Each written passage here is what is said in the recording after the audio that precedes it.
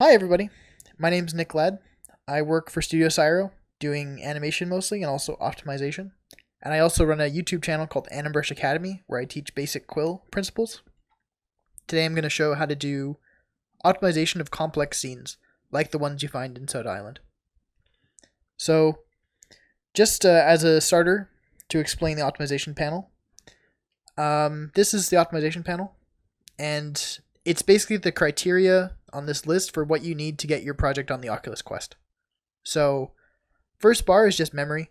So that's just total size of everything in your Quill scene, how big the file is when you save it, essentially. And basically that goes up when you add more geometry, more frames, images, music, everything contributes to this. It's usually not too hard to stay under 1.5. The limit's quite generous, and you can get a lot in that. Draw Unless calls. you do Soda Island, right?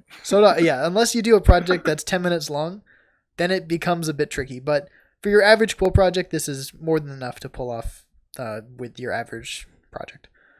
The draw calls is a bit trickier because this affects every frame of your project, and that's dependent on how much different geometry you have in your scene at once. So each layer can have up to 4 draw calls. So if every layer you have has 4 draw calls, you can only have about 16 layers. But usually you have that spread out. If all your layers are 1 draw call, you can have 65. And how many draw calls a layer is depends on how many different types of brush strokes you use. So the sphere brush and the flat brush are each separate, but if your entire thing is made of just the flat brush, it'll only be 1 draw call, and so to speak. Some of those brushes share the same draw call, so let me just pull this out.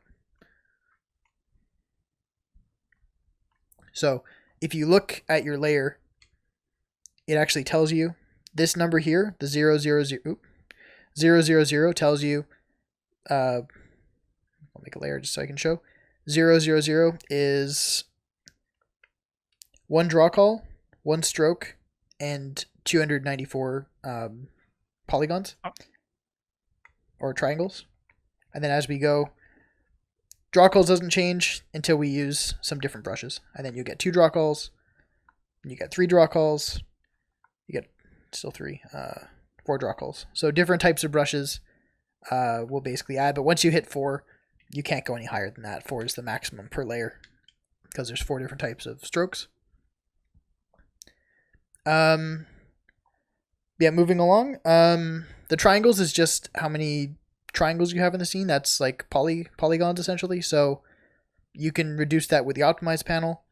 And this is new in the new version of Quill, and that's sound channels. It's just how many individual sounds you can have at a time. And it seems the maximum is 20. That is new. I'm not going to cover most of this. I'm actually going to focus mainly on draw calls because I think that's the area where complex Quill projects have the biggest bottleneck. It's hard to reduce under 65 in a lot of cases. So maybe add to that little quick. It's also like when Nick said like this is when you want to get it on Quest. mm-hmm. It's basically like upload and share to Media Studio because that's the only way you can share VR to VR unless you just send over the Quill file to your friend. But if you want to share in general, that's why this optimization panel is so important to know, because you want to share to mobile VR because that's also where all the eyeballs are. Yeah. So the actual draw calls on PC when you're working in Quill, you can have a whole lot of those and you'll probably never see a big difference in performance. I've worked on scenes that have hundreds, maybe even 300, and it seems fine in Quill, but it just won't run on the Quest. So that's why you want to bring it down, is mainly so you can get it on the mobile platform. So I'm going to show in this scene I have about 9 examples just of different scenarios where the draw calls will or could get quite high and how you can bring it down to a much more manageable level. So in this first example, it's a scene where objects appear, they animate in, but they don't animate out, or they just kind of stay in the scene. And each individual object, it's not so bad, but after a while, it becomes kind of a burden on the scene because now we're at 58 draw calls. Each of these balls is 4. So if I open up this folder structure, you can see and you can watch it in real time. Starts at 4 draw calls. There's 1 object, and then there's 2. We go up to 8, and then it's 12, 19, and it just like very quickly kind of goes out of control, and you just have too much in the scene. So obviously we didn't go beyond the limit. This would be fine. It could run on the quest, but you wouldn't be able to put anything else in your scene. So I'm just going to show a trick for just keeping this as light as possible throughout. So this sort of stuff actually happens more often than you'd want. So maybe a scene's about to change, so a bunch of objects start moving at different times, or objects appear in the scene like over the course of your film, or even maybe it starts like this, and then objects get picked up and they disappear. And how do you do that in a smart way? Well, it's kind of what I do is I create kind of a master layer and I slowly merge things into that layer. Then it'll reduce the draw calls. So I'll show you what I mean. So the first thing I'm going to do is just each of these layers here, I'm going to arrange them so that the last frame of each layer is kind of in a hierarchy here. So like this, and then bring these up. Just it'll be easier to see what I mean once they're stacked. Easier to work with as well. Did I just delete one? I'm not sure. It's okay. Then this.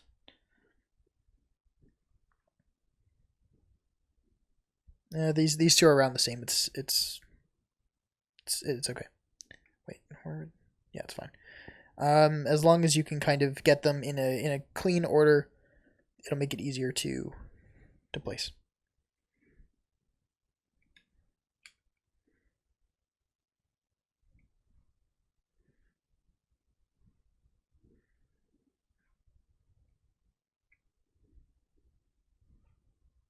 There.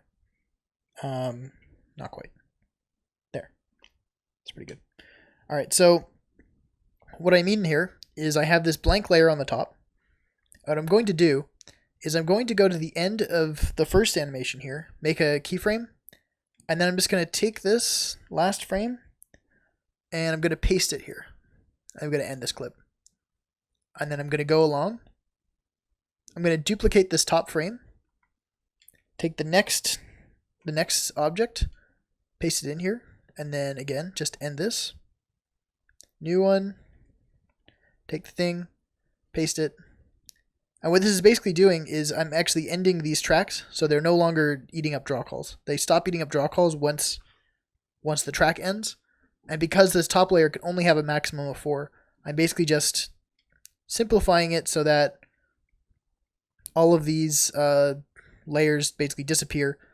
So instead of constantly having a growing number of draw calls, they're all kind of being baked into one as we go along, which saves a lot, and it makes it much easier to deal with some of the more complex scenes that you run into. Boom, like this, end it. That's awesome. Yeah, and it's super easy to do, and it's the only problem is that you have to kind of make sure you're done with your animation, because it once you have done this, it becomes very hard to change in some cases.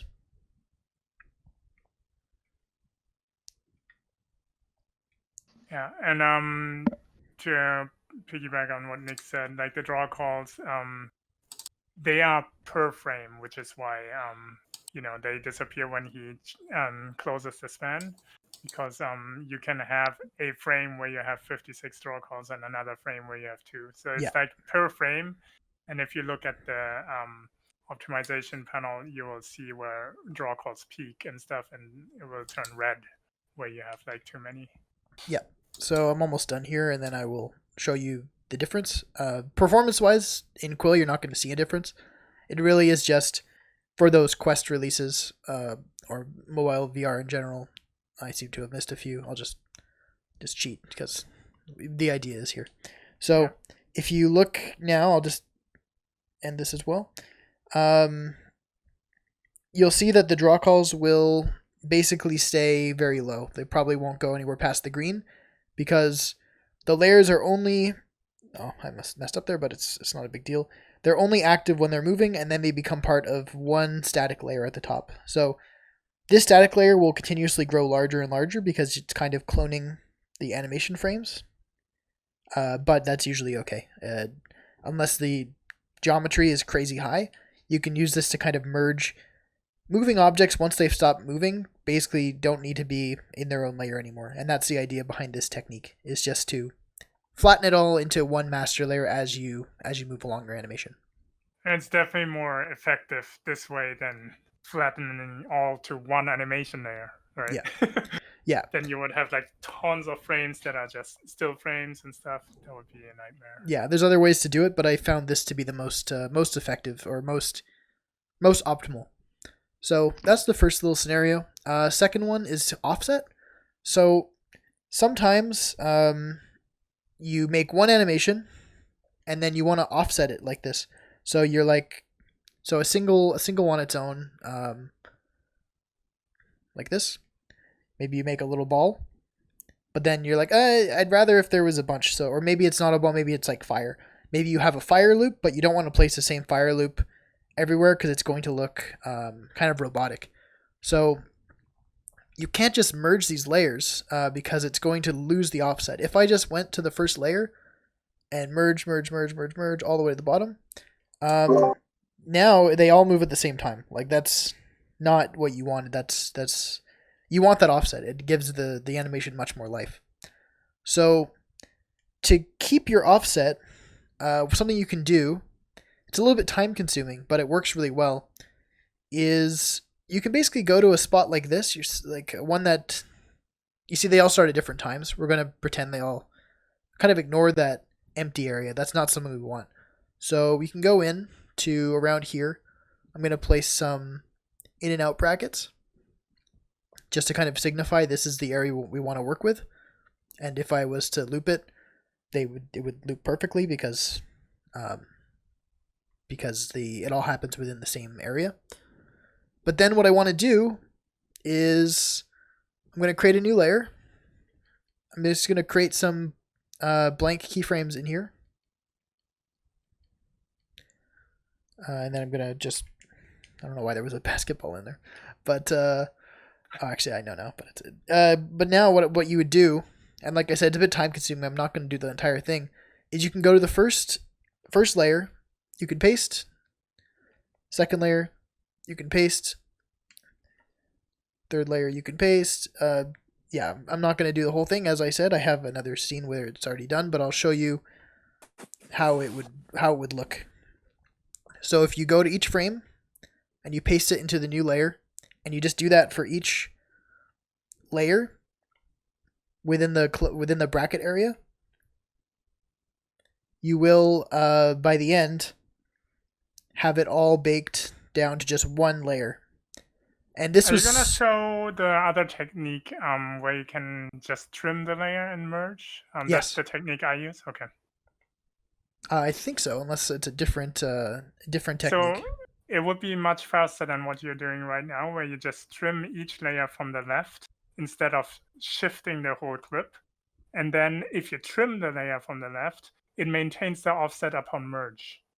So you can actually merge all the layers down to one, maintaining the offset without having to manually copy paste. Here, let me go through that because it might actually be a great technique that I don't know about. So okay. If I cut here, let's say. No, undo that. Just grab from the left of the clip. Oh, just like exactly. this? And just trim a little bit. Yeah, just a little bit. So it's like offset. And push it back to frame 1, the whole clip. So just take like 3 frames off from the left. Yep. Yeah, like that. And then push it back, the clip. Do that to every layer. Oh, just like not the master layer, right? The master layer you can leave because that's so like one of them you don't have to trim, because one of them will be the master. So kind of like this. I didn't know this would work. I thought it. Yeah, and then you can merge, and then you will get the same effect. Right, that's actually much better than my technique. That's going to save a lot of time. Get rid of that layer, the top. Yeah. I could just merge down like this. Yeah. Oh, well, thank you. Well, and loop that. There's a bit of a bug because I was doing it the other way before, but okay. Well, that works. And I have one that was done the other way in the scenario 3, but it's the same thing. So either way, Glad you explained that to me. And now we have a scene where it is looping. It's all just one layer. So instead of being a bunch of different draw calls, you have your offset, and it's nice and clean. What I want to show. To elaborate on what happened if Nick doesn't trim it but just offset it, Quill knows that the clip itself didn't change. So when you merge it, it aligns the 0 point again, and which is why all the animations are in sync again. But if you trim it, Quill understands that you altered the clip. So you can have like 6 duplicates and then trim 5 of the clips and then just merge it down, and then you get this effect. Yeah, that's great. I didn't know the quill trimming was that smart for merging like that. So what I'm going to show here is just kind of how you can take an animation that's playing, and maybe at one point this ball here, it's looping with the rest of them, but you want it to stop looping, but you want the rest of them to keep looping. So what you can do is, let's say after 2 seconds you want this ball to stop. I would cut this sequence. I would copy this onto its own new layer like this. And now obviously it's going to play, and then it's just going to freeze. So what I want to do now is I'm going to duplicate this, and I'm going to, there's a new button here, select in all frames. I'm going to select this ball, so it will play, and then the rest will keep looping, but this one will no longer be a part of that sequence. And if you want this to continue on forever like it did before, you can delete the clip, and then by pushing the create in and out point, it will go back to being a clip that runs forever. And then I could clean up this ball a little bit so it doesn't just stop. And one important thing to note here also, like why Nick is using spans, is you might think you can also do it through transparency. But if you use a layer transparency, even if it's at 0, Quill will still render it. So the draw calls won't go down. Mm-hmm. So that's why it's important to use the spans with the brackets like Nick is doing, because transparency doesn't mean it disappears. Yeah. It's actually still there. I can show that real quick. So right now, we have these 3 layers, so we have 12 draw calls, because 4 draw calls, 4 and 4. If I was to just make this, just put a transparency key, and just here, and then make it stepped, if I go back to this one and make it 0, like Goro was explaining, you don't see it anymore, but if you look at the draw calls, it actually is still 12. Or even if you look here, it's the group itself, it tells you how much is in the group, it's 12, because 4, 4, and 4. The only way to make it stop reading is if you just cut it. There we go. Now it's only 8. So that's a useful way to... You want to cut spans as often as you can. Whenever they're done playing, if you don't see them, if they're behind you, cut them, just so people don't see it anymore. Next is looping merge stuff. So I'm going to actually undo the animations I have here. But basically, I have, or I can leave them. I have these 4 basketballs that are just kind of weirdly pulsating. And they're different animations, but I can merge them because they're multiples of each other. So these 2 are the exact same frame count. So right now, 3 draw calls, 3 draw calls. Combine them, there's still 3 draw calls because there's the exact same length. And here, this one is 4 times smaller, and this one is half as big. But because they loop at the same point, they actually can combine, and then it makes new frames for these other ones to fill this one. So it actually will make the scene heavier. It'll make the memory a little bit higher than if they had been the same length, but it's usually not a big issue. So I can combine both of those, and now they're all just one. So they're 3 draw calls, but they're all nice and they're one thing. And when I'm making new animations, if you set the clip to loop and then you start making frames, you can see a ghost of where it will loop. So you can go like, okay, if it's here or here, now when I double it, it's going to be the same.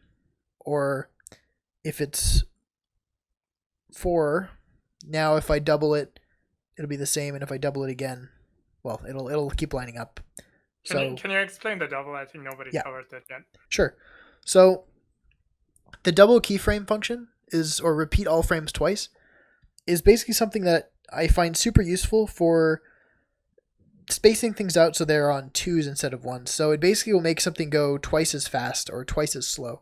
So right now we have this animation which is, well, right now it's already on 2s, but if I was to double it, it would become, half as quick. And this is too slow in most cases, but it's actually it's nice when you have things on 1s that you'd want to double it. So yeah, if you were to animate, I'm going to try to do another anim brush thing. It should work. If I was to just play and draw, you can see those frames fill up. But if I wanted this to go slower so I could merge it, because right now if I tried to merge this, it would create extra frames on each of these and it would be kind of heavy for no reason. But if I did this, now I can easily merge it because it matches again. So next is merging a bunch of layers that don't line up. In the last one, it was easy because they all kind of they all lined up. It was nice and clean. But in this case, they don't. So this one starts late. It ends earlier. This one keeps going. This one kind of ends here, but it starts later. Like, it's not a clean job to merge these like you would want.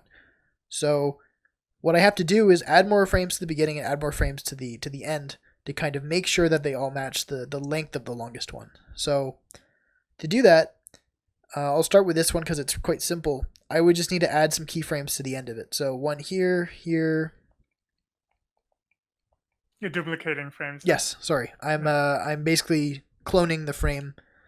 So I'm, in this case, you see there's offset. I'm just going to remove that offset because it's going to create too much.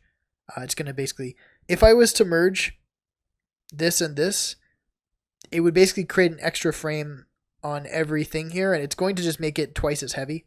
So I'm going to avoid doing that by just sliding over by one frame because it's not going to make it's not going to be a difference that anybody's going to notice in the animation. In most cases, in this case especially. So here, hold left trigger, push up to clone.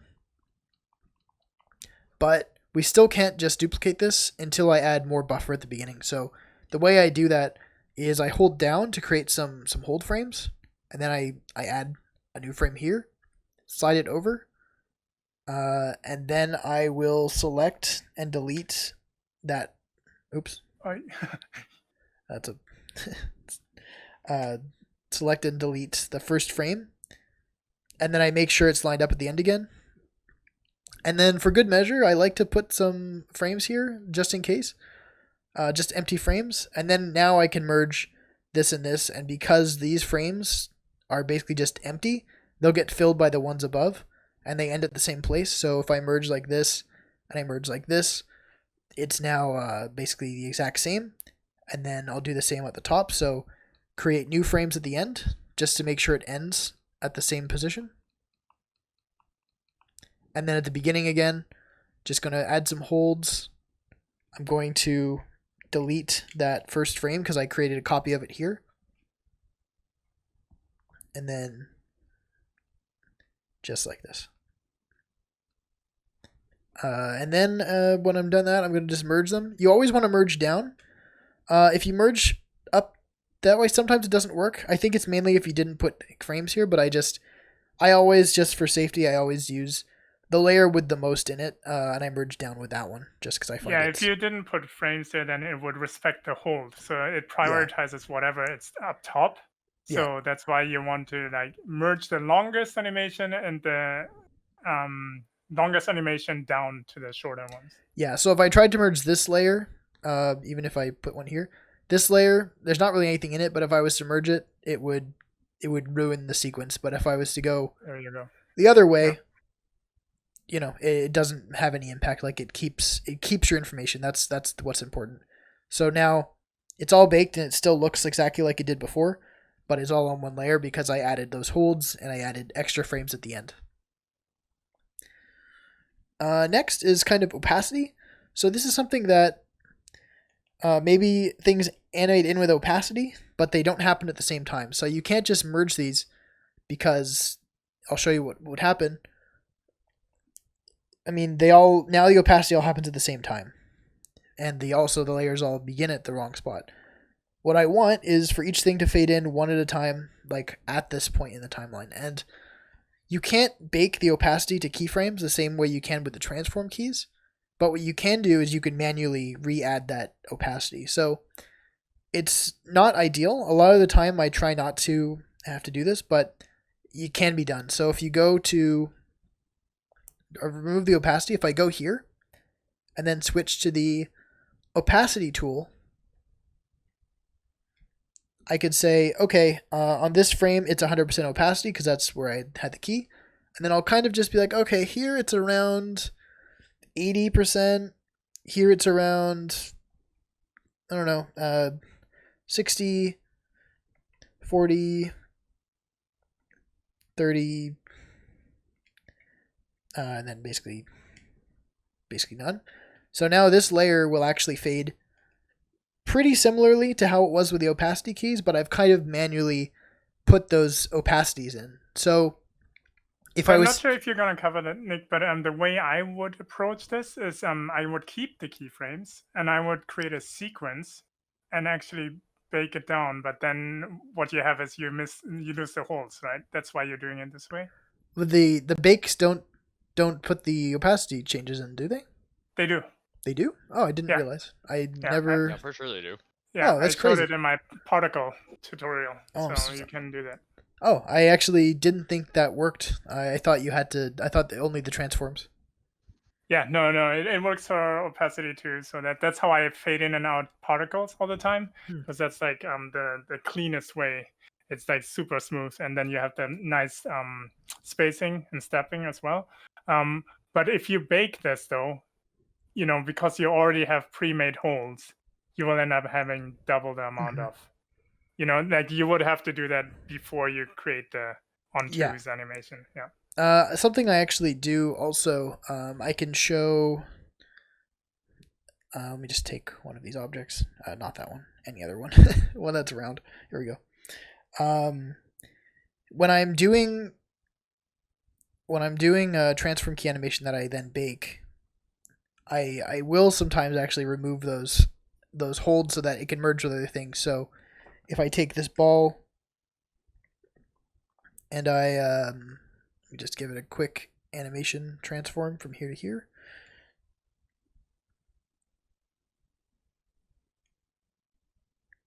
I think I know what I did. Okay. So I animate the ball, translating like this. If I then decide, okay, I like this animation, I'm going to put it into a sequence, and I'm going to bake it. Change the opacity too. Oh, sure. You do that, so you can fade it in, so you can check. Good idea. So I'm just going to create a fade in for this ball, and then it's going to slide. Now what I do is let me bake it. I'll delete the original. Okay. Yep. So it fades in. And then what I actually tend to do is I use the duplicate tool again here. What I do if I want to merge this with this is I'll go here and I'll go next frame, delete, go forward one more frame, delete, delete, and I'll go one at a time until it's half the length it was.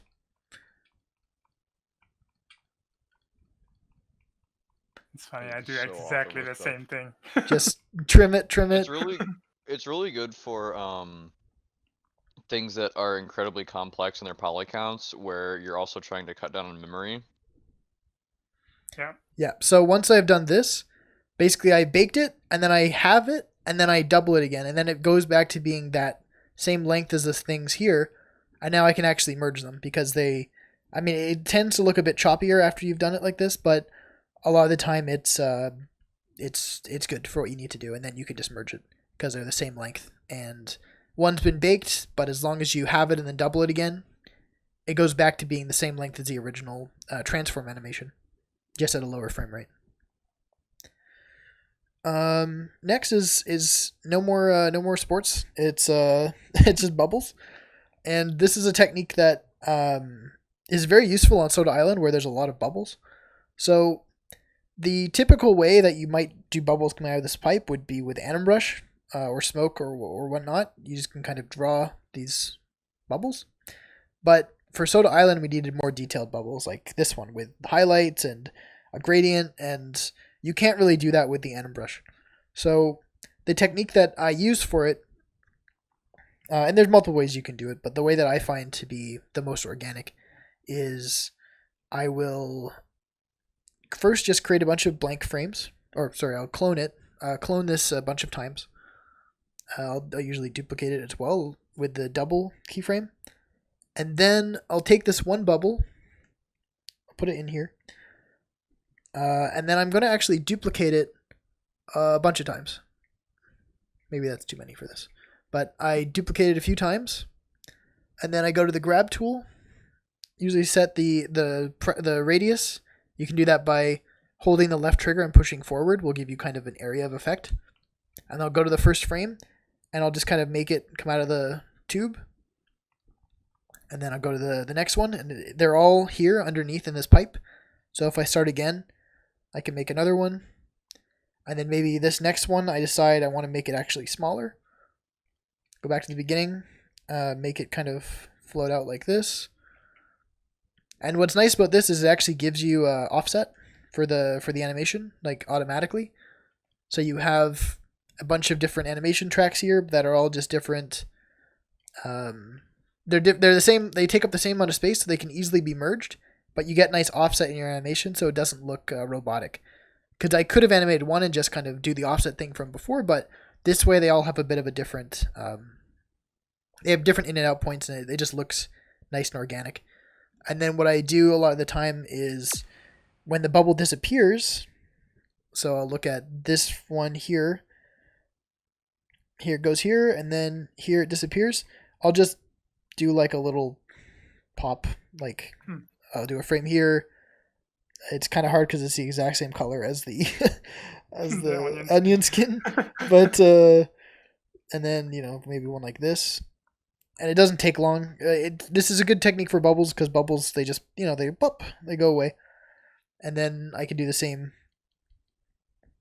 Like okay here, and then it's gone. So like that. You just need to look for those endings, and then you can make the bubbles go up and then pop. Or I could even just merge all these bubbles, and then I could do something like the I could erase. And there's a new tool now. If you go to the selection called Select in All Frames, which I showed earlier, but we could use it here as well, where I could actually just select this whole stack. So before you had to kind of, while the animation was playing, you had to kind of select things. But now you don't have to do that. You can actually just select like this, and it selects every frame. And I could just erase the top like this. Wait a minute. To bend it. Yeah. I could do it like that instead. But this is basically a nice way that I like to do things like bubbles, bubbles of any kind. So I used that a lot in the Neon Jungle when there was bubbles bubbling in the background. Next are just things to avoid. So I created this disgusting Anim Brush mass, and it's 500,000 polys or triangles. Oh yeah.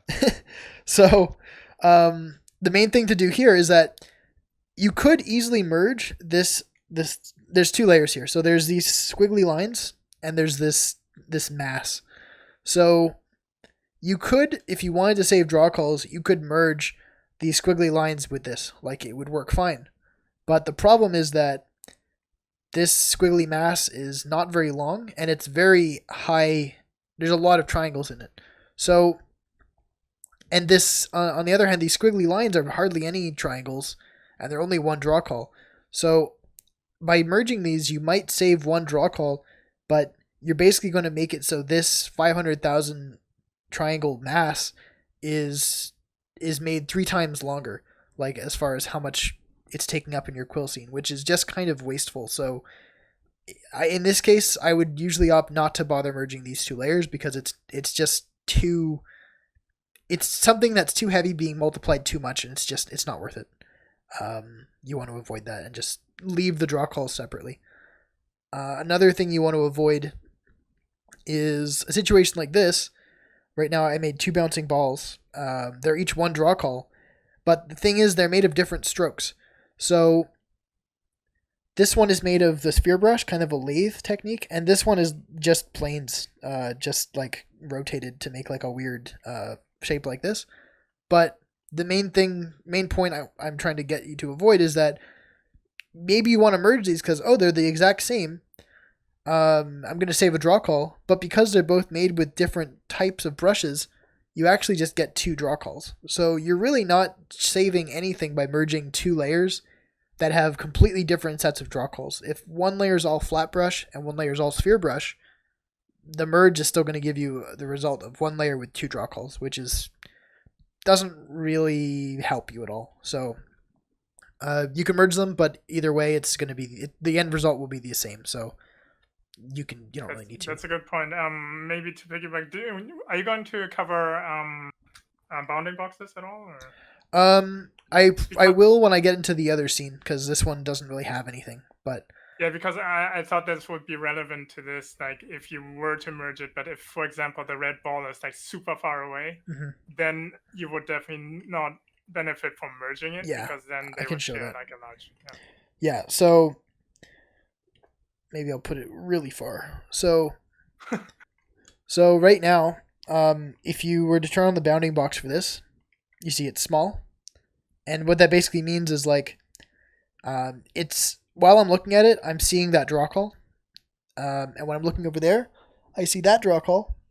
So 1 draw call here, 1 draw call there. It doesn't really show you this in Quill, but you'll get better performance if stuff that you're not looking at is separated from other things. So this would affect precision as well. So when you export to upload to Media Studio, Quill compresses it into the IMM format. And if you have large bounding boxes like this, so basically it's like JPEG compression, right? So if you do like a 0% JPEG compression, you get like crazy artifacts in terms of compression artifacts. And in Quill, that would show as precision. So strokes start shifting. So it's always important to keep like tight bounding boxes, and when he merges it, he can show you what happens. So right now, as you can see, they're separate. So one's here, one's over there, but they're going to become 1 bounding box when they get combined. So now it's trying to basically fill the gap. It's like, the edge of one is here and the edge of one is here, so it's huge. So not only is it like by looking here, you're seeing that geometry. It's not so bad in this case because they're both just like simple balls. But if it was like a whole castle over there and like a single like little candle over here, like it'd just be a wasteful thing. And like Goro said, as these bounding boxes get bigger, the stuff inside them starts to get more compressed. So you might not want to make this whole city, for instance, in 1 box, because it's going to look uglier than if it was separated into different chunks that are each small. So yeah, the example that he's just said with the candle might not even be there because then it moves, it shifts in 3D space. Yeah. If you combine it with a castle, so it might actually disappear. So yeah, and the problem too is you can't see that in Quill. It's the kind of thing that you're not going to notice until you watch it on the quest. Like there's a few things that they look fine, but they might not be fine when you actually check it out. So I'm going to open Multiverse Bakery now, a couple scenes, just to show like some examples of these merging techniques used in like a real life scenario. So it's over here. So if you look at the actual memory and stuff, this is not the whole film. This is just a segment of it. So this is 400 megabytes. Currently on this exact frame, I have 108 draw calls out of 65. The peak tells you how much you have at your most point. So somewhere in this film, one of the frames gets as high as 142. Triangles, telling me right now I have 900 of the 1.2 million. The highest I hit is 1.1, and the sound is fine. So what's nice about the optimization panel is you can tap and it will take you to the different areas of the film. So you can actually like if I get really close, I can see, okay, right here we hit a red zone, And so I can look, I'm like, okay, we hit 71 out of 65 draw calls on this frame. So something here is taking up a lot of draw calls. But it shouldn't be, because if I look at it, I've got a character, I've got a background, there's not really any crazy effects going on. So I'm going to look at it and say, all right, where's the problem? I'm going to diagnose it. So if I go to the top, you can see here, nothing in audio. It's at 0, and even if it wasn't, I'm going to lock the audio because it's never going to be something I need to worry about. This is something I don't really need to worry about. In fact, I'll tend to, before an export, I'll delete any frames that are hidden, except for audio, because it adds to your total memory, and if you don't see them, they're not really, they're just wasteful in the scene. They're making it larger than it needs to be. So I'm going to look through. Eye level's fine, nothing there. Global, I think this is like particle effects, so I'm going to leave the particles because, for one, they don't take up very much, and again, I'm going to delete this one because it's hidden. But generally, the stuff that's in global, at least in this folder, is stuff that's in every scene, and it wouldn't really make sense to merge it with stuff that's only in this scene, so I'm going to lock that. If you grab this arrow thing here, you can actually drag it, so right now I can't see how many draw calls this is, but if I drag it out, I'm like, okay, so this folder, Sand Tree Gravity, is 48 draw calls, so that's really the place where I want to spend the time, like, looking and seeing where the problem is. So 48, this layer, this folder has 44, so that's probably a good place to look. Digging down, and this kind of scene is not one that I built, so I was given this scene by Neek, and I was given this scene by Felix, who done the environment stuff, so it's new to me. So I'm just looking for where they put all the layers. So if I look here, I'm like, okay, the set, I can already see there's some areas that have duplicated geometry, so that's already going to be wasteful. I'm going to delete that afterwards. And the trapdoor, this is 4. So I don't see any reason why the trapdoor here shouldn't be merged with the rest of this environment. So right away, just save 4 draw calls, just merging the static stuff.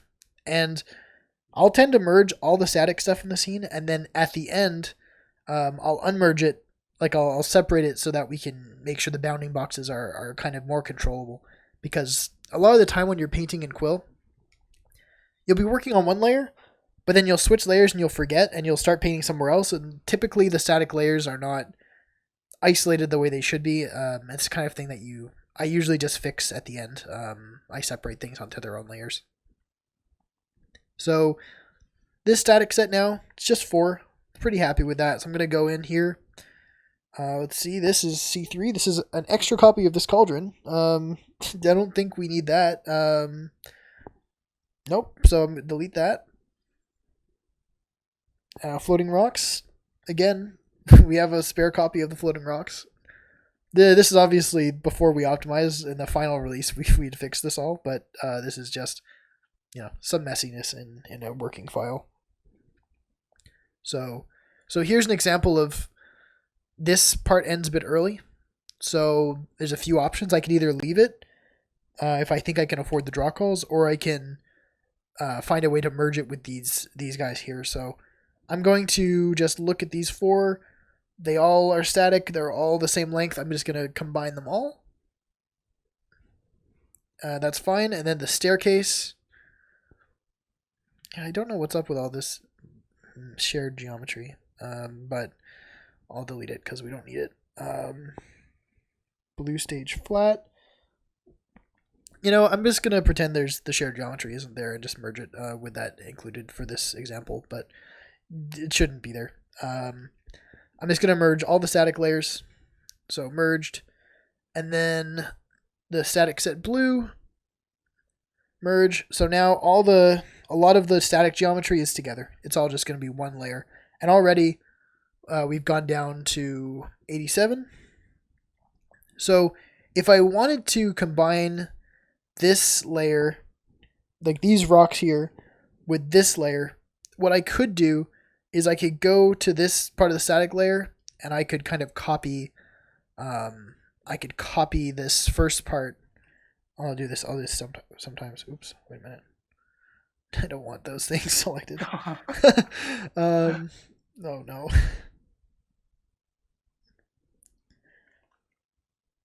Oh, I forgot to unselect. Okay, sorry. What happened there was I had select in all layers visible turned on, and I had select in all frames visible. So I was basically selecting every single frame, on every single layer in the Multiverse Bakery, which is not something I wanted. It didn't crash. Oh man. Yeah. Yeah, it was okay, but I don't remember where I was. Oh, I was here. Okay. What's your GPU? What are you using? I've got a 1080 or something. Okay. I think a 1070 Ti actually. Not bad. So For that. yeah. So if I wanted to merge this with this, what I could do is I could select all the static geometry. Why isn't it flashing? Oh, sorry. I could select just this one piece of geometry, and then I could merge it here. I could just paste it to frame, and then it will basically keep animating until it hits this, and then it will disappear the way that it had been set up in the file originally. It will look the exact same, but in this case, I think I can afford to leave one extra layer of static separate, just because it's not hurting anybody. For now, I think I can shave off more elsewhere, and if I really need to, that's where I can come back, and I know that there's something here that I can make it work. So what's really going to eat up space is probably all the different animation layers. So if I go here, I look, what is this? Like, oh, it's that. So that little triangle, that little triangle, they're all so close together that I'm not concerned about merging all of these down. And I'll move this up.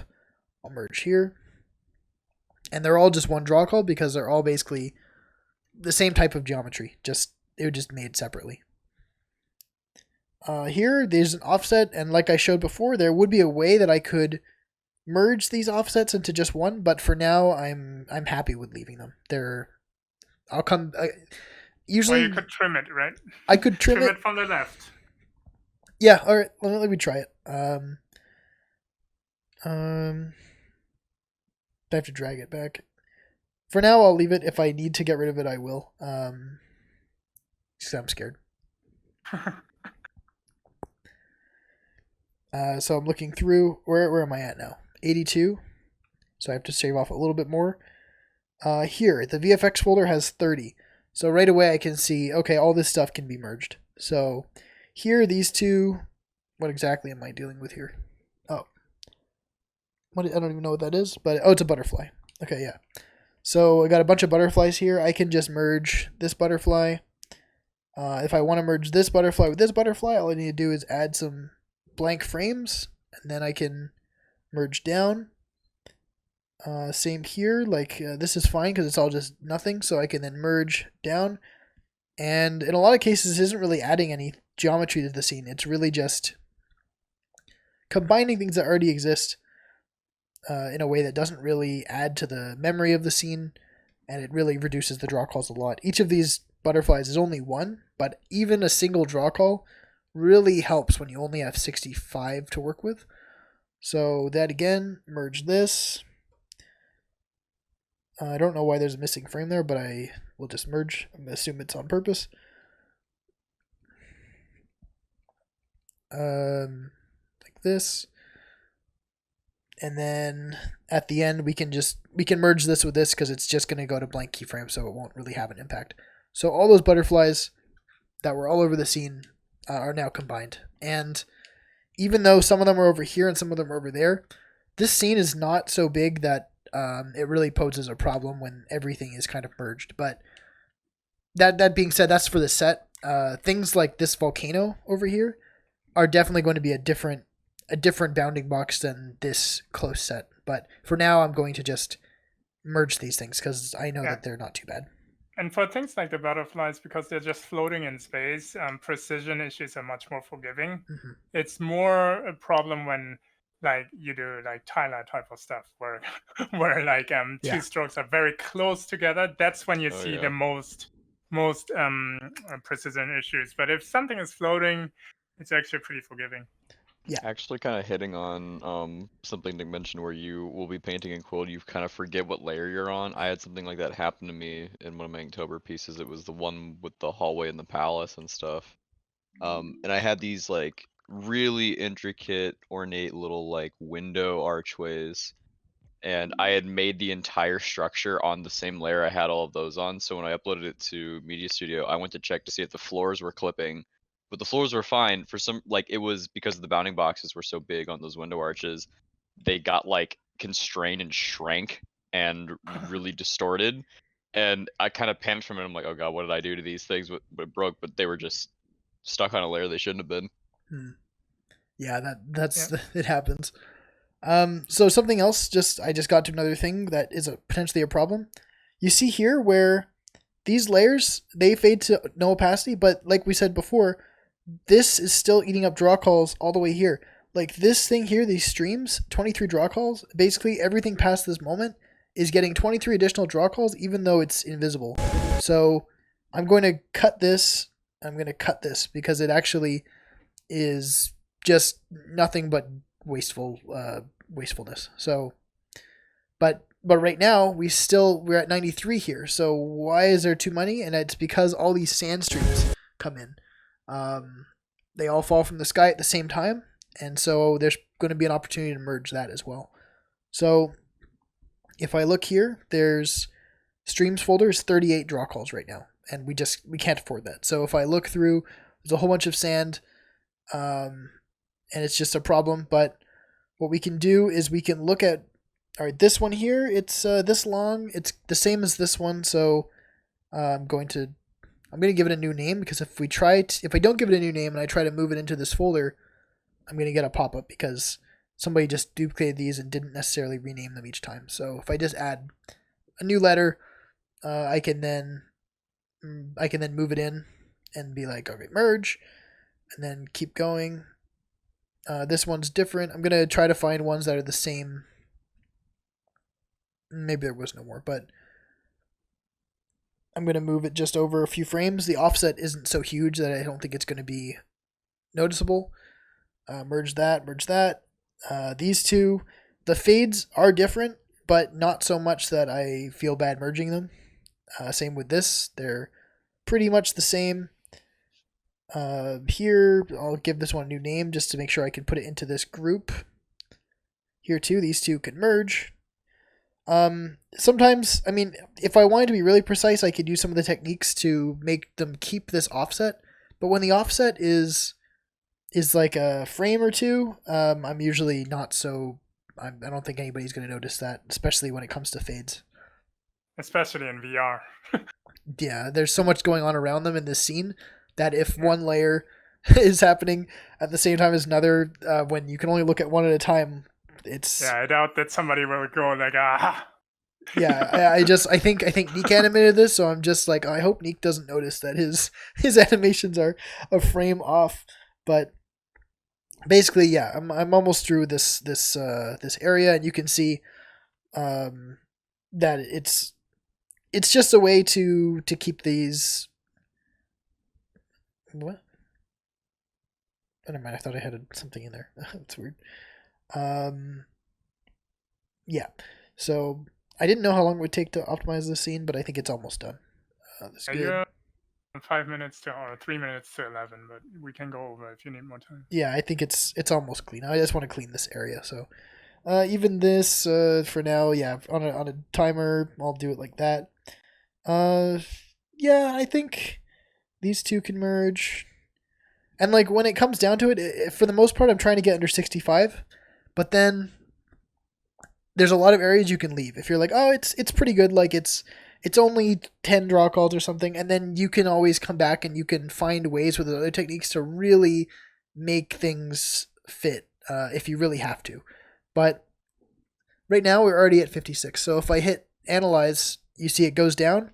So now after just fixing that, I didn't just clear this area I was working in. It cleared a whole bunch of areas afterwards because those tracks kept going for a certain length. So try to clean up this.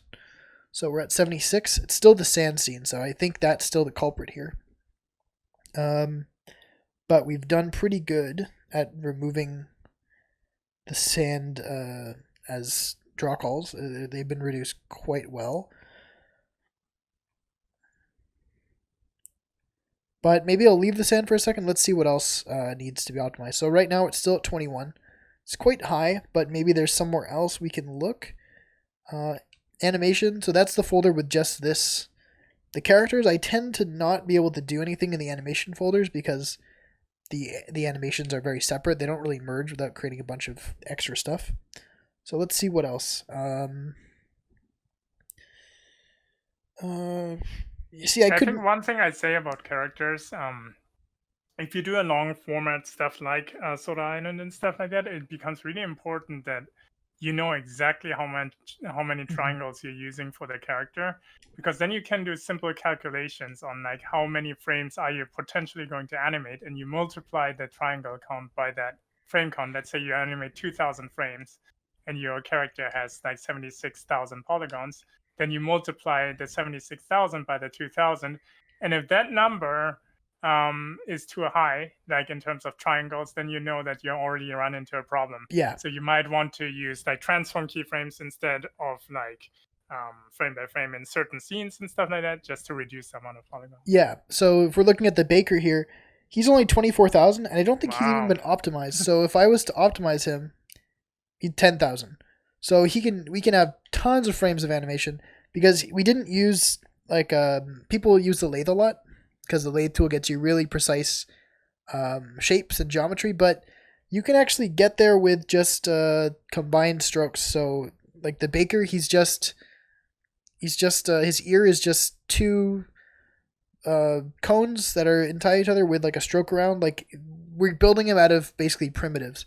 So we could make him even lighter. Like his eyes, this thing like flat brush takes up so much less than other strokes. So if I was to remove this and kind of replace it with just a like this shape, it looks the same from a distance, but well, not the way I did it. But if I was to replace it like this, doesn't really change anything about his design. But actually, that's even lighter than the way we built him. Same with this thing on his hat. Like the flat brush is really good at keeping things light. So now it's not a noticeable difference in this case, but yeah. It becomes 9,000. noticeable over time, yes. Right? Like a single frame, you're like, oh, whatever, it's 2,000 triangles lighter. It's like, yeah, but in the long run, that could be like 100,000 triangles you save. So you actually save a lot in the long run. But point is, you might think with a new rig technique, why don't you animate everything with the rig? And the answer is draw calls, yes. right? Because like a full biped rig has like a minimum of, I believe, 15 draw calls. And if you have two characters, you're already at 30. And that's just assuming that you used one brush. If you use two brush types, then you're already at 30 for one character. So you only have like 26 draw calls left for everything else. So but it doesn't mean you cannot animate with transform keyframes. You can totally do that as long as keep the draw calls under control. And in some scenes where you need more draw calls, you can always consider baking the character. But then it becomes important that you basically know how large he is and how many polygons the character has. Exactly. So for Tales from Soda Island, the characters we don't really use lathe for anything in the series. It's just a bit too heavy. I think we use it for things like the cauldron, but the cauldron doesn't animate, so it's not really a big deal. But for the characters, we don't build them with the lathe just because it's too heavy. It would make the character take up too much of the entire film. So when possible, we build just with simple shapes. So let me see what else he's made of. But by doing that, we can afford to make really long experiences. If he was built, this is all he is. He's just a few, like this is just one thing. So some good alternative ways to make spheres I found. The simplest way is you can just hold the left trigger while using the line tool and the sphere, and you can just you can give yourself a sphere. And it's kind of blocky, but this is the head of the character in Neon Jungle episode 2, like Tales from Stone Island 2. Like it's just this. It's a head like this with some eyes drawn on it. Like it's perfectly serviceable, and you can also give it a nice gradient. It still looks pretty good from most distances. And if it's too choppy for you, I will sometimes do the same thing like that with a little gradient, and then I'll just it's not. Hold on. Make sure it's on the axis. I'll just take one like this, and I'll just duplicate rotate it a bit, and I'll just do it a few times. And it's about as smooth as you get from a lathe, and you can still kind of squash and stretch it, but it's so much lighter. And of course, this doesn't work in all situations because if you try to bend it in weird ways, it just kind of breaks. But if your character has a head that isn't going to be squashing and stretching a lot, you can get away with this. And even for the baker, if we wanted to do a scene where his face like gets all distorted, we could make a close-up shot head for him that's just higher resolution with the lathe tool. But for 99% of the film where he's just flying around, he doesn't need a head that's made of 100,000 triangles. It's unnecessary. So yeah, I did a similar thing when I did Beyond the Fence back in the days. I basically, once he starts flying up, he's still the detailed model, but when he flies away, I just swapped it with a low-res model, yeah, which I created just with the cylinder brush and the square brush, and then it becomes so much lighter. yeah, we didn't do that for this episode, but I've done it for other things, and it's, you don't really notice once they get to a certain distance. So Yeah. just swapping out the high-res model for a low-res model, like usually you can make them look the exact same, and only for the super close-up shots do you really need a model that's super crisp. So I guess that's basically the end. We didn't optimize this scene, but you can see I've made good progress. And if I was to continue merging these sand streams, we would get there pretty quick. And then at the end we have another spike here. And this is actually because all these items just start flying. Wow. So right now we're at 84 here. It's not that bad, but this episode I think it predates the baking functionality, so I had to make sure not to touch those layers, but now it would actually not be too hard. You could just bake those animations and then you could combine them. And this scene looks so crazy when you rotate the camera because of all the parallax. Yeah, there's a lot of great parallax in here. So nice. Wow. But yeah, so once everything is merged, like we were saying before, let's see where this is. This stuff. Yeah, so that stuff, I would probably want to separate these things. Right now they're on their own. They have their animations, so I won't touch them. But you'd want to make this its own layer to make sure it's not the same as, say, the cauldron, just because at that point the bounding box begins to get quite large, and you do want to keep it small. Same with this. I would want to just double check that. Oh, is this volcano, is it part of other things? And it is part of this entire, thing here, this magic ring and stuff. So I would probably just, what you could do is I could select like this. I'm probably going to unselect those rings just because they make the bounding box huge. And then if I put this in its own layer now, you could check the bounding box like it's quite small. So that way it's pretty much guaranteed to not be a problem in your film because it's all together. It's not going to distort. But really the only way to know for sure is putting it on the quest. And once it's on the quest, you can spot issues like that. And I think not even just on the quest, I think you can check it on the Quill Theater as well. Yeah, so a lot of these issues. When you make it VR ready, you upload it.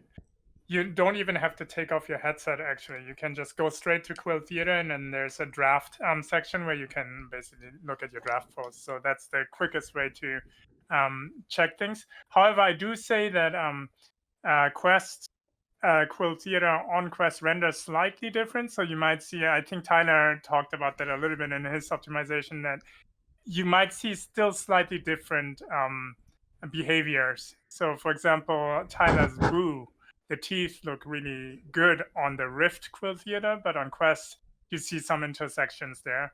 So there's still slight differences, but big problems and stuff are spottable on the Rift Quill Theater right away. So basically you can upload, go into Quill Theater and check your draft posts, and there you have it.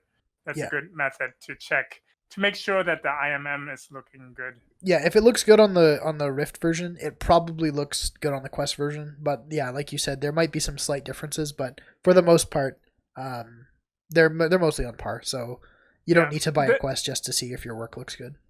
I realized the biggest problems occur when you actually use like the line brush as like the head shape, for example, and you put the eyes and stuff too close to the surface of the sphere.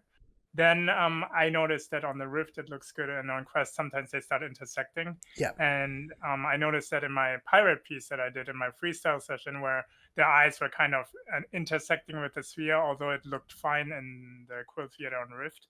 And what I do is like I just go back in and just lift the eyes a little bit higher from the surface, and then I re-upload it. Yeah, that's probably the biggest issue, is stuff like that. And also, I mean, for people that are making stuff for Quill Theater but don't have a Quest, there's a few other things you should avoid. Like, maybe you want to have like a black fade.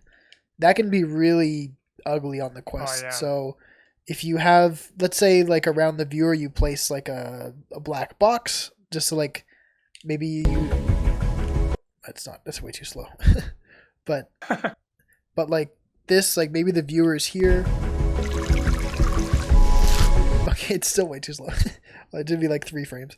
Maybe like the viewer's here, and you want to like wipe them through like a cut. So you like fade black around them, and then you fade out of black, and they're somewhere else. That's a good technique for VR, like when you want to teleport people around. But the problem with doing it in Quill or on the Quest is that this black box on the Quest looks nasty.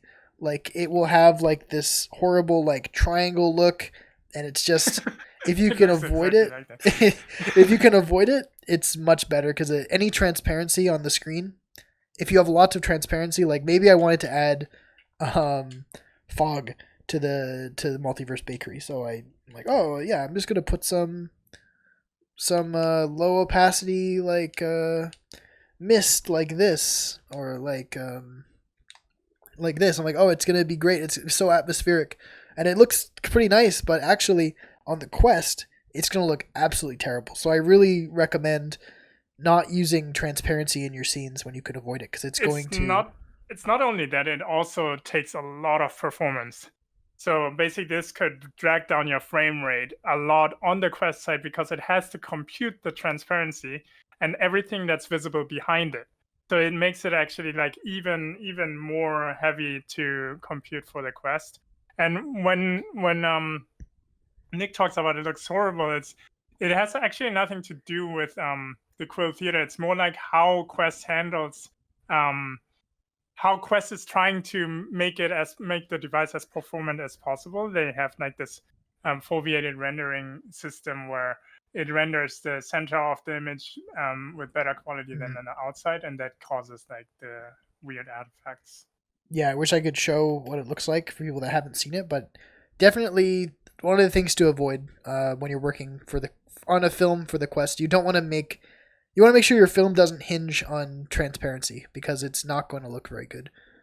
It works fine if it's like smoke or something, you know. Mm-hmm. Although, you know, like you should try to avoid transparency, like in any case, if you can.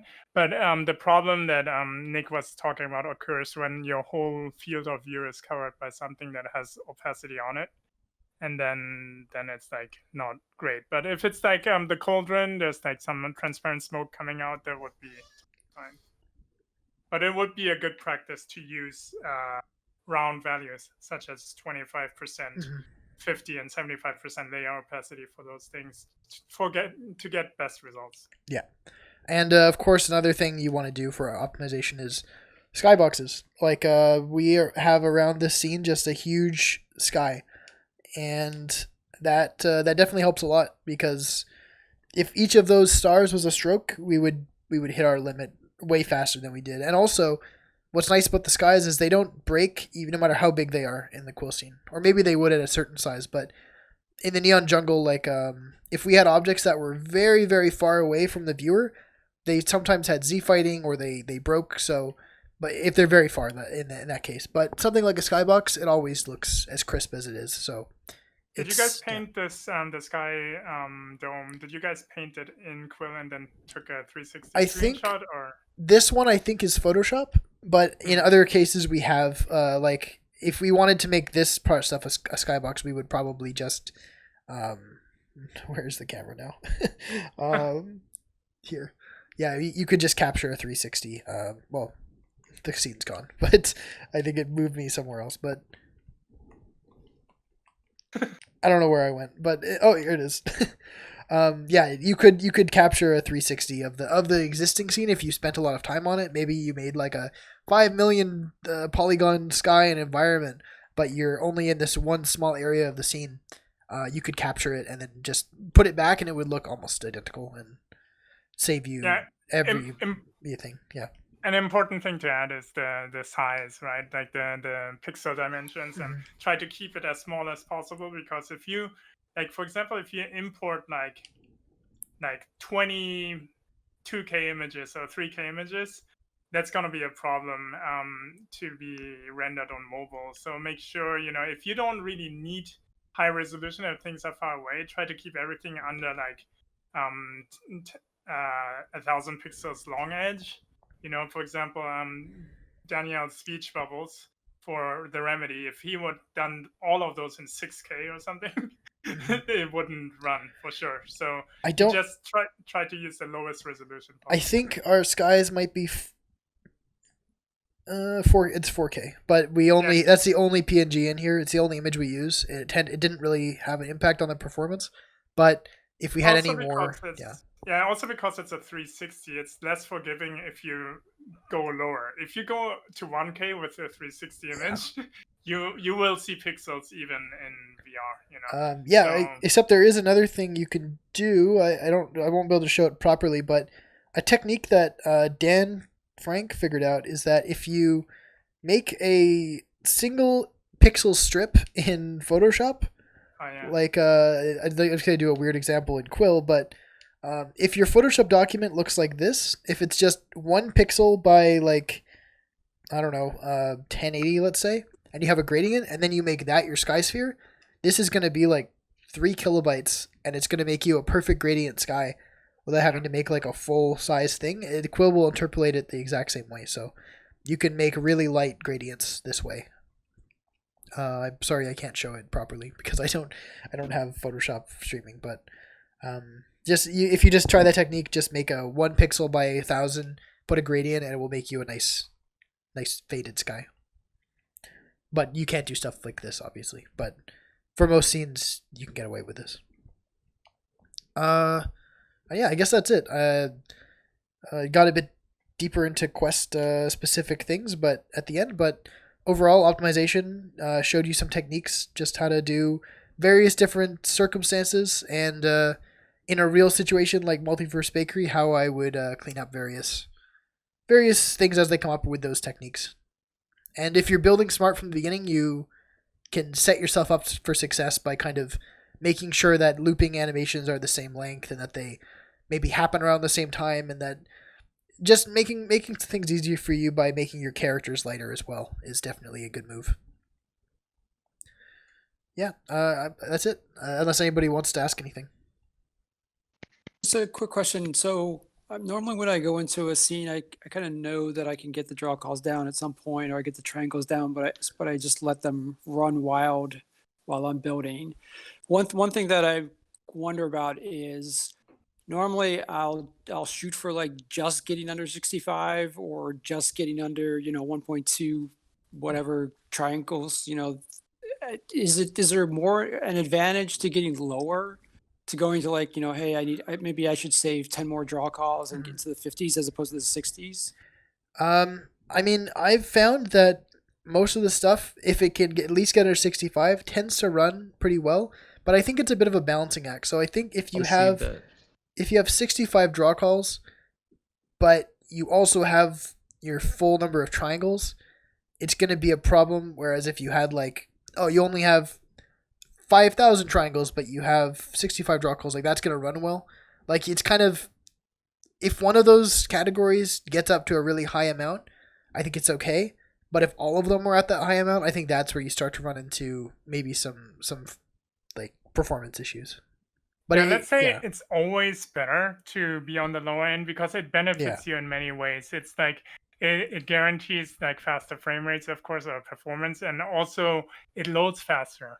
Like even if it runs and you have like let's say you had 900,000 triangles and you could optimize it to like 200,000, but you say like, oh, it's still performing, so you upload it, then basically people that watch it will have a longer time to download because the file is larger, right?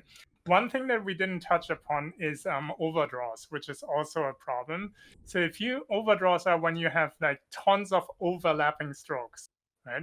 So like the way they designed the neon jungle, this is still fine, but if every object in here would be lathed, if it was lathed, then it might still pass in terms of poly count, but will not perform because you have too many overlapping strokes that needs to be rendered. It's similar to like rendering transparency over other objects because basically the real-time renderer needs to understand, okay, this stroke is before the other strokes before the other stroke. So that ugly mass of thing that Nick was using as an example that he built, that if he has like 5 of them in front of each other, that might not be ideal, you know. So in that case, if the draw call count is low, if the, you know, like if your memory is low and all of that stuff could actually help to make it better. But overdraws is definitely something that you have to be careful of. Yeah, and they have a way to look at overdraw, but it's not necessarily super accurate, I find, but it's still here. And that's, if you click here, you go to wireframe, but then the next one is overdraw. And it doesn't really look like much, but you can see because there's so many strokes in his head, it starts to go red. And I think if I put my camera over here, where like you see like it's this pillar, and it's this pillar, and it's this stuff, and it's this pillar, and this, like if I then turn on the overdraw, you can see, okay, from this angle, this is a bad spot because it starts to get red. It probably isn't so bad, but like if I had more pillars, it doesn't really matter with the opacity, but if I had like more pillars, and if I had like this and like this, like this, and then I start to go here and it starts to really look bad because more and more strokes are kind of overlapping, and like it gets worse and worse. So like the more you have in front of each other, it's not bad, but from here, it's not that bad. There's a bit on the character, but because it's only a small part of the screen, not a big deal. But if the whole screen was made up of stuff like this, you'd lose performance very fast. So that's an area that people don't really think about. It's not really reflected in the... it's nasty. It's not really reflected in the Quill optimization panel. Like, it's not going to prevent you from uploading anything. But if you have bad performance... but the draw calls are fine, and the triangles are fine, and everything is fine, that's probably the reason why you're like it's still running choppy. Yeah, that and transparency. Those two things are usually the ones that will drag your performance down if everything is in the greens. Yeah. Cool. Thanks. Any more questions? Is there such thing as underdraw? I don't think so. Is nothing in the text chat, or is there? If you just paint behind yourself and then it's underdrawn. Oh, yeah, I see here. I just opened it up. Is the VR ready more targeted? Just to answer Kurt's question. Oh yeah, I guess Sneaky already answered it. But the quest, the target for Quest and Quest 2 on the performance panel hasn't really changed from Quest to Quest 2. Like you still want your stuff to run on Quest 1. And I think you would get better performance on Quest 2. Like I've experienced it. Like I've watched Quill stuff on Quest 2 versus Quest 1, and it runs better on the Quest 2, but not significantly. And like this panel hasn't changed to reflect it. Like anything that goes here should run on the Quest 1. There's nothing that will only go on the Quest 2. Quill wise.